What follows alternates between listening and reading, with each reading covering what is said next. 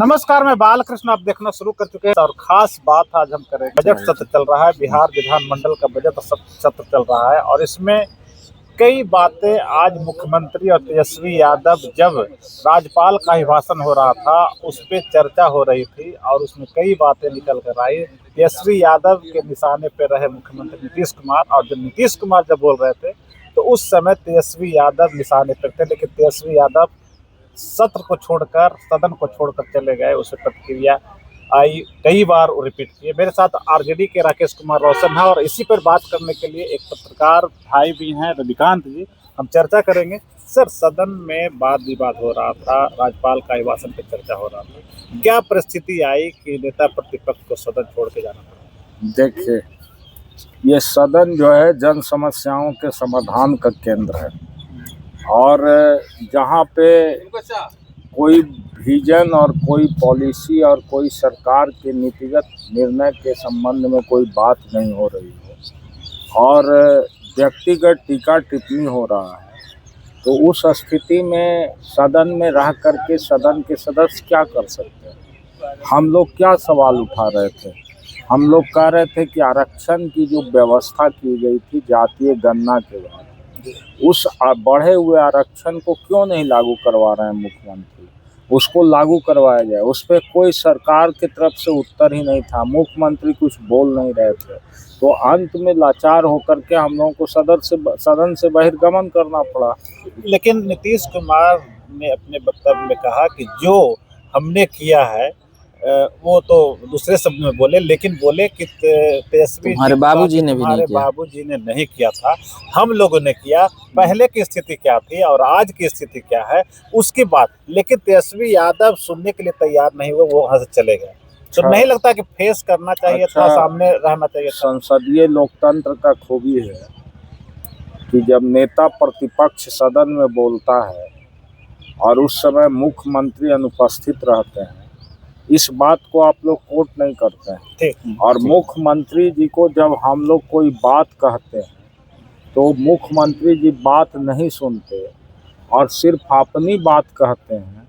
तो हमको जो बात कहनी थी, हमने भी तो गिनाया कि 1990 से 2005 तक लालू प्रसाद जी और श्रीमती राबड़ी देवी की सरकार में हमारी क्या उपलब्धियां रही, उन उपलब्धियों को भी हम लोगों ने बिंदुवार गिनाया।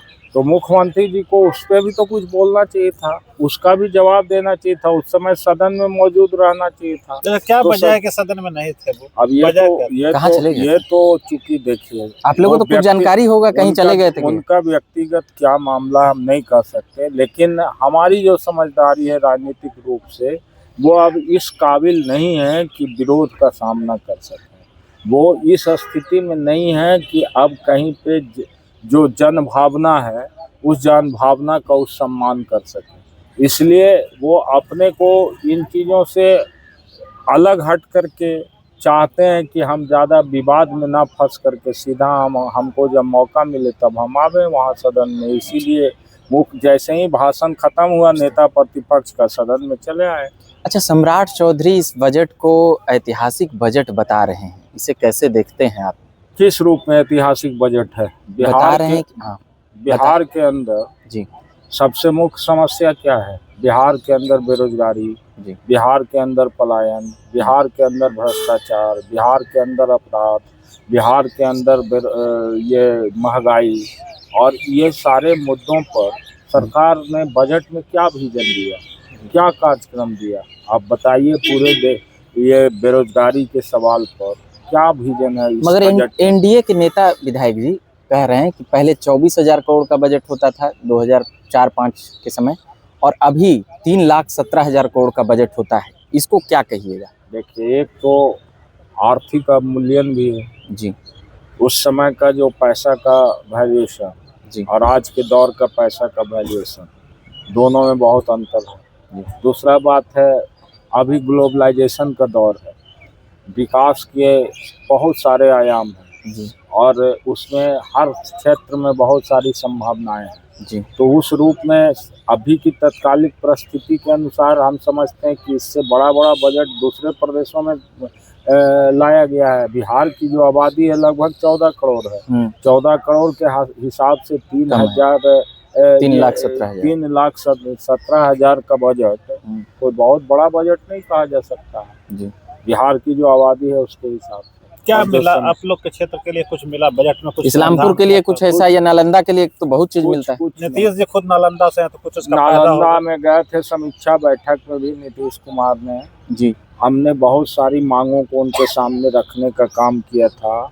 इस्लामपुर में अभी जो सरकार की खेल नीति है कि हर ब्लॉक में स्टेडियम बने, हमने कहा था कि इस्लामपुर में सुभाष हाई स्कूल और एकंगरसराय में आपका एसएस एकेडमी का मैदान है, श्री सुखदेव, ये दोनों ऐतिहासिक मैदान है। इन दोनों को जगह पर स्टेडियम बनवा दीजिए जिससे कि खेल का विकास हो सके जी। लेकिन इन्होंने उसकी घोषणा नहीं की नीति में। श्रवण कुमार एक बार गए थे, आश्वासन दिए थे। हम कह रहे हैं माननीय मुख्यमंत्री जी को मैंने कहा तो अब श्रवण कुमार ने क्या करेंगे। हाँ, श्रवण मुख्यमंत्री जी के सामने हमने बोला जी जी। तेल्हाड़ा महोत्सव के बारे में बोला कि उसकी स्वीकृति दीजिए, वो भी नहीं हुआ। पैमार सिंचाई योजना को हमने कहा कि पक्कीकरण कराइए, वो भी नहीं, उसका भी पक्कीकरण नहीं हुआ। उसके बाद आपको ये क्या बोलता है, जितना हमारे यहाँ कृषि फीडर से लाइन जा रहा जी, उसको तार और पोल से अभी तक किसान को नहीं दिया गया, जिसके चलते खेत तक उसका बिजली नहीं पहुंच रहा। नल जल की स्थिति बहुत, नालंदा में यह हाल है। तो सब लोग कहते हैं नालंदा को विदेश बना दिए हैं नीतीश जी, पूरा एकदम इतना चमका दिए हैं। ग्राउंड लेवल पे आके देखिए, हाँ, ग्राउंड लेवल पर आके देखिए तब ना समझ में। नल जल का तो पोल खुल जाता है, हरनौते में खुल जाता है नल जल। अब आप ही दोनों बात कर रहे हैं। अच्छा, तो काम नहीं हुआ तो इसका खामियाजा तो आपको ही भुगतना पड़ेगा। आपको भी सरकार, आप विधायक हैं तो थोड़ा जिम्मेदारी। लोकल लोगों ने तो यही कह के भेजा कि आप मेरे लिए काम करवाइए, तो आपको भी लगता है इसका खामियाजा? हमने अपने प्रयास से बहुत सारा काम करवाया। हमारी पहली प्राथमिकता थी विधायक बनने के बाद कि हमारे यहाँ लगभग 41 ऐसे बसावट थे छोटे बड़े मिला करके जिनको एकल संपर्कता प्रदान नहीं किया गया था जी। और मुख्यमंत्री सड़क योजना के अंतर्गत एकल संपर्कता प्राप्त करवाने का हर जगह बिहार में काम हुआ। लेकिन हमारे यहाँ राजनीतिक भेदभाव के चलते हम लोगों के गांव को छोड़ दिया गया था। लेकिन मैं जब विधायक बना तो सब जगह पर करीब करीब जगहों पर हमने एकल संपर्कता प्रदान करवाने का काम किया। ये मेरी सबसे बड़ी उपलब्धि रही। उसके बाद अभी 69 सड़क के मार्ग से हमने स्वीकृत कराया है, जिसका टेंडर का भी प्रक्रिया में है। टेंडर के बाद उसमें काम भी लगने जा रहा है। फिर आपको 3 हॉस्पिटल का निर्माण हमने करवाया। तेजस्वी जी जब स्वास्थ्य मंत्री थे उन्होंने ही उसकी स्वीकृति भी दिया था। एक तेल्हाड़ा में, एक लारनपुर में और एक खुदागंज में है जो हाईकोर्ट में मामला है उसकी वजह से लंबित है, वहाँ भी हमारी स्वीकृति मिली थी। तो ये 3 जगहों पर हमने स्वीकृति दिलाने का काम किया हॉस्पिटल का। फिर आपको इस्लामपुर में अल्पसंख्यक लोगों के लिए एक बहुउद्देशीय सामुदायिक भवन बहुत बड़ा बना। उसके बाद खानका हाई स्कूल जो था उसका मैदान जीर्णशीर्ण स्थिति में था, उसका सारा का बाउंड्री करवाया हम लोगों ने।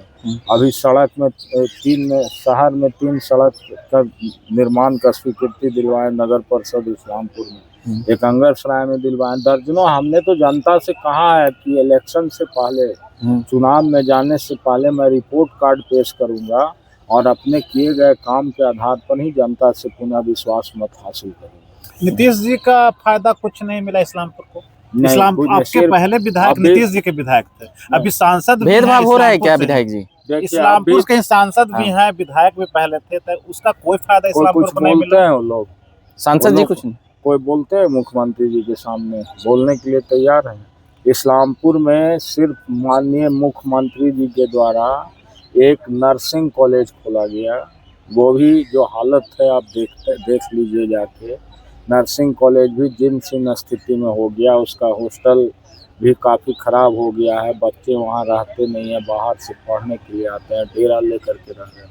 उसके अलावा कोई भी आप बता दीजिए कि उपलब्धि की नीतीश कुमार जी ने इस्लामपुर को कुछ दिया।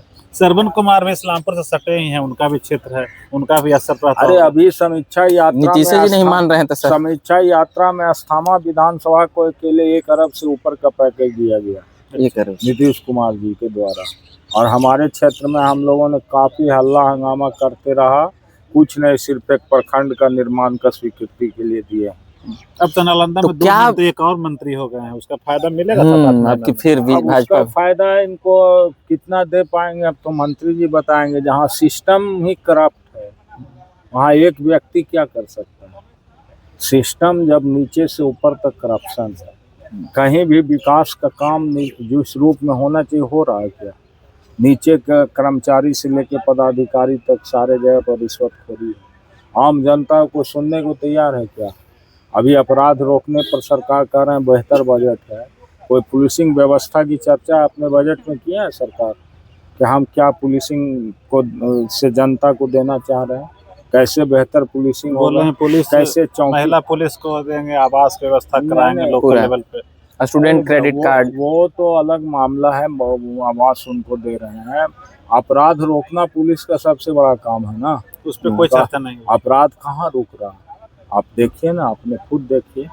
कहते हैं स्पीडी ट्रायल हो रहा है क्या? कहते हैं कि इन्वेस्टिगेशन जितना जल्द से जल्द कंप्लीट हो। हम सैकड़ों उदाहरण देंगे, इन्वेस्टिगेशन कंप्लीट नहीं है, जिसके चलते कल्पित को सजा नहीं मिल रहा। तो ये सरकार तो सिर्फ कहने के लिए कि कानून कराइए, तो भेदभाव का राज चला रही है। अच्छा 20 साल करीब हो गया नीतीश जी का, नालंदा को कुछ नया मिला, कुछ नया जिसका नाम लिया जा सकता है नीतीश कुमार नालंदा के नाम में जो कुछ भी नीतीश जी दिए, राजगीर में दिए।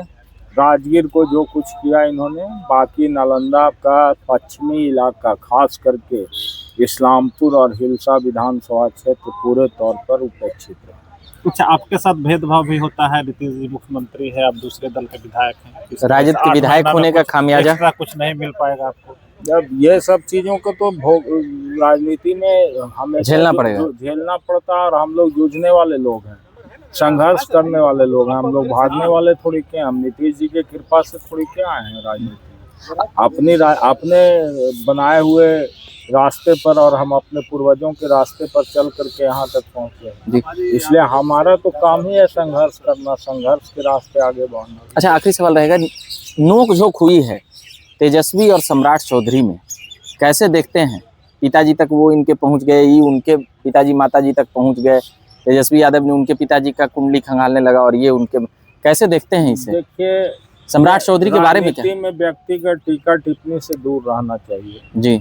और जो तेजस्वी जी बोल रहे थे उसका आशय कुछ और था। अब उसको किस रूप में ले लिए सम्राट चौधरी हम नहीं समझ रहे जी। इनका कहना था कि आपके पिताजी ने कई अवसरों पर नीतीश कुमार के बारे में क्या क्या बोला है वो हम आपको बताना चाहते हैं। उसी में फिर वो बोले कि लालू प्रसाद यादव राबड़ी देवी के राज में खूब लूट मची है थी, लूट नहीं, दोनों तरफ से काउंटर हुआ। तो हम तो कह रहे हैं कि ये सब चीजें टीका टिप्पणी व्यक्तिगत राजनीति में नहीं होना चाहिए, इससे परहेज करना चाहिए। तो बजट सत्र में यही सब कुछ हो रहा है, व्यक्तिगत टिप्पणी पर भी आ गए हैं पक्ष और विपक्ष। नीतीश कुमार जब बोलते हैं तो तेजस्वी यादव गायब हो जाते हैं, और तेजस्वी यादव बोलते हैं तो नीतीश कुमार उपस्थित रहते हैं। बाकी फैसला आपके हाथ में है कि चर्चा हमने जो विधायक जी से किया, आपको कैसा लगा कमेंट बॉक्स में जरूर बताइए। आपका विधायक जी बहुत बहुत धन्यवाद। ये विधायक जी कल घूम के कर रहे हैं। कौन विधायक?